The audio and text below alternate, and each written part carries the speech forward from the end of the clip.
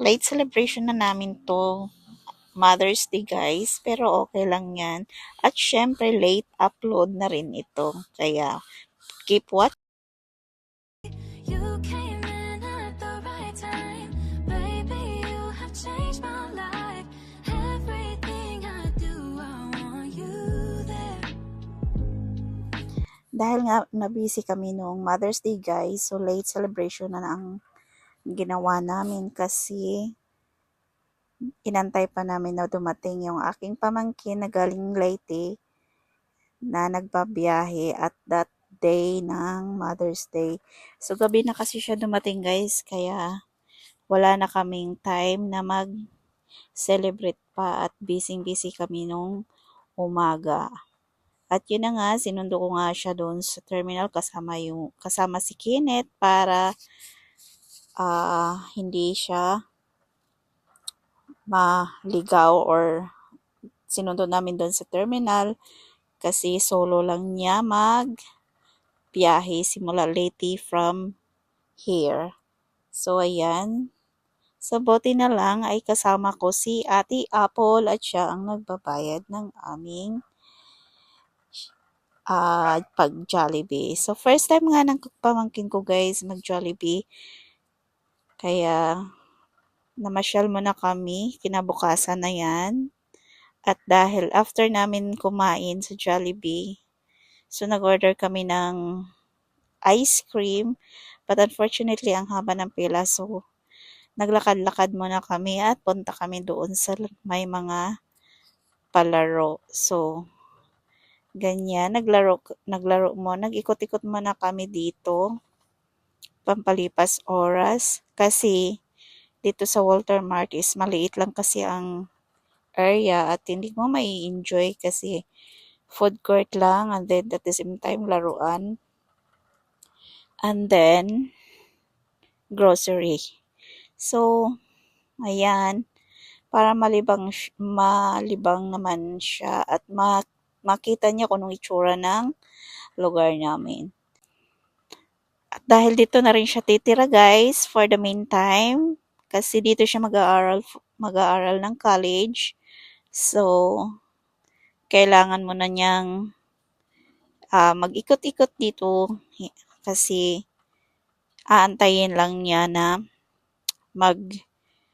mag-exam siya for college and then malalaman namin kung kailan ang start ng kanilang start sa school. So, from Leyte to here, siya lang talaga nag-travel kaya talagang binantayan namin na dumating siya doon sa terminal ng mga bus. At para hindi siya malungkot, mamimiss niya ang lugar doon sa amin kasi first time niyang mawalay doon sa lugar nila at the same time, first time niyang malayo sa mama niya at kapatid niya. So, although nagkita sila ng papa niya sa Manila kasi kinausap ko yung papa niya na pagdating niya sa Maynila is siya na ang magsundo at pasakayin papunta rito kasi nakaraming sakay ng bus guys. Kasi simula from Leyte, nag-bus lang siya, akalain mo yan.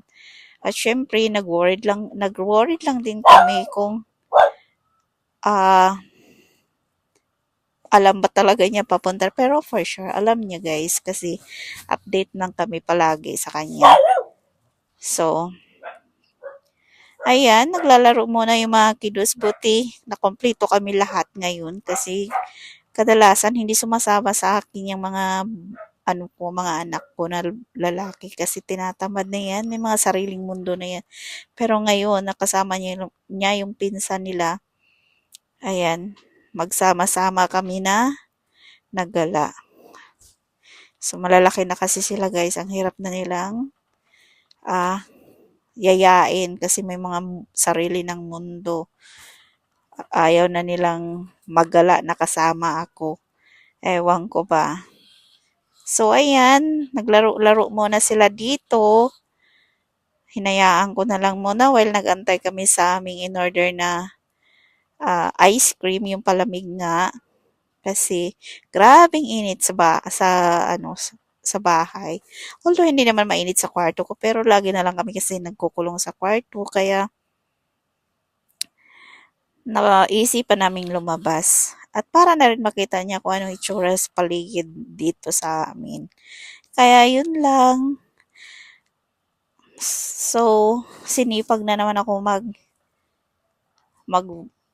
mag-video kasi syempre ito na naman another journey of our life na naman na may kasama naman kami panibagong kapamilya dito sa amin. So, yun lang guys. 'Di ba na-enjoy naman sila. Honestly, parang hindi naman siya as in na lungkot talaga. Kaya that's good. So, yun lang guys. Thank you so much.